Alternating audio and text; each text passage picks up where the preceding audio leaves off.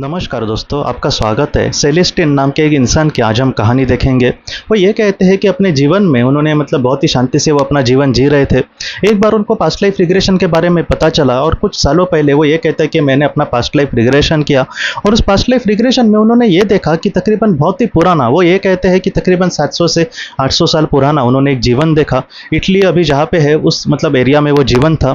और वो ये कहते हैं कि मैं एक अपने आप को पूरी ज़िंदगी उस इंसान ने कैसी जी थी नहीं पता, लेकिन वो ये कहते हैं कि डायरेक्टली एक बूढ़े के रूप में मैंने अपने आप को देखा और मैं बहुत ही ज़्यादा बीमार था, मैं खास रहा था, मेरा पूरा परिवार मेरे साथ था।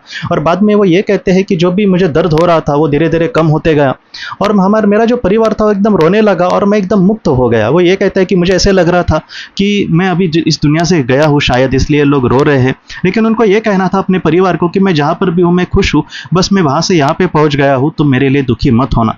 बाद में सेलेस्टिन हमसे ये कहते हैं कि उन्होंने एक प्रकाश के एक बहुत बड़े ऐसे एक गोले को देखा और उस प्रकाश के स्वरूप ने उनको ये कहा कि तुम्हें अब मेरे साथ चलना होगा।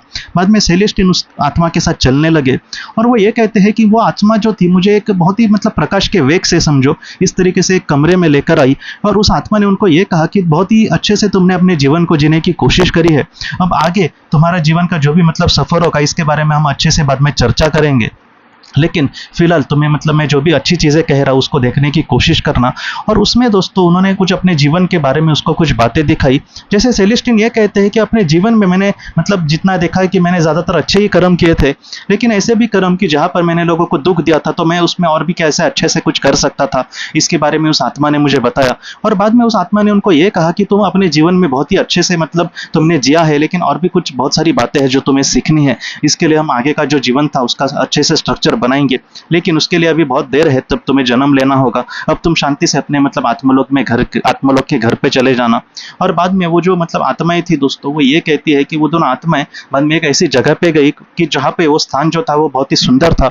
और सेलेस्टिन ये कहते हैं कि मुझे इतना वहाँ पे अच्छा लग रहा था, मैं आपको क्या बोलूँ। और वहाँ पे दोस्तों उन्होंने कहा है कि मैंने एक समुदाय को देखा, बहुत समुदाय में मैं सारी चीज़ों को पहचान गया कि वे वहाँ पे मेरे माता पिता थे, वहाँ पे मेरे चाचा चाची थे, वहाँ पे मेरे एकदम अच्छे दोस्त थे जो आज इस दुनिया में नहीं थे। वो सारे लोग मेरा वहाँ पे स्वागत कर रहे थे और मैं उनसे मिलकर बहुत ही खुश था। वो ये कहते हैं कि पूरी ज़िंदगी में मुझे खुशी जब कहाँ पे मिली होगी तो मृत्यु के बाद ही मिली। और आज वो अपने परिवार के साथ बाद में बहुत ही अच्छे से थे और बाद में जब उनका समय आ गया था फिर से तब उन्होंने जन्म लिया था। तो इस तरीके से सेलेस्टिन ने अपनी बातें कही है। ये जो सेलेस्टिन की कहानी है दोस्तों, वो हमको यही सिखाती है कि हमारे जीवन में जो भी हम अच्छा करते हैं, जो भी बुरा करते हैं, इसका पछतावा हो या फिर इससे अच्छे कर्मों से खुशी जो होगी वो एक हमारी आत्मा को मिलती है। इसलिए पृथ्वी पर जितना हो सके जो भी कर्म आज हम कर रहे हैं उसको सोच समझ कर हमें करना होगा। एक बहुत बड़े लेखक है डॉक्टर बैन विजय, उन्होंने भी बहुत अच्छी बात कही है। उन्होंने ये कहा है कि आज अगर हम बुरा कर्म करते हैं और उसका पछतावा नहीं करते, कल हमारी आत्मा को ये करना ही पड़ने वाला है। इसलिए जितना हो सके कभी भी हमारे हाथों से ऐसी कुछ भी चीज़ें ना हो जिससे हमारा ये कल नुकसान हो, जिससे हमें पछतावा हो, जिससे किसी और इंसान को दुख मिले। इस तरीके से हमें नहीं सोचना, जितना हो सके अच्छे कर्मों से, अच्छे विचारों से अपने जीवन में हमें आगे बढ़ना होगा दोस्तों। तो दोस्तों हम अपने अगले वीडियो में मिलते हैं। आप अपने परिवार का ख्याल रखना। आपका बहुत बहुत धन्यवाद। जिन्होंने किसी अपने को खोया है, यह किताब आपको बहुत सारे सवालों के जवाब दे सकती है। जैसे हमारे जीवन में ऐसे दुख आखिर क्यों आते हैं, इसके पीछे क्या कारण हो सकते हैं, कुछ ऐसे कार्य जिससे हम अपने जीवन में आगे बढ़ने की कोशिश कर सकते हैं, ध्यान और प्रार्थना कैसे करें, इन सारी बातों के बारे में आपको बहुत ही अच्छे से मार्गदर्शन मिल सकता है। और सबसे अच्छी बात कि यह आपको किताब पढ़ने की भी ज़रूरत नहीं, यह आपको ऑडियो बुक के ज़रिए व्हाट्सएप पर भेजी जाएगी। अगर आपको यह किताब चाहिए तो कृपया इस व्हाट्सएप नंबर पर मैसेज करें।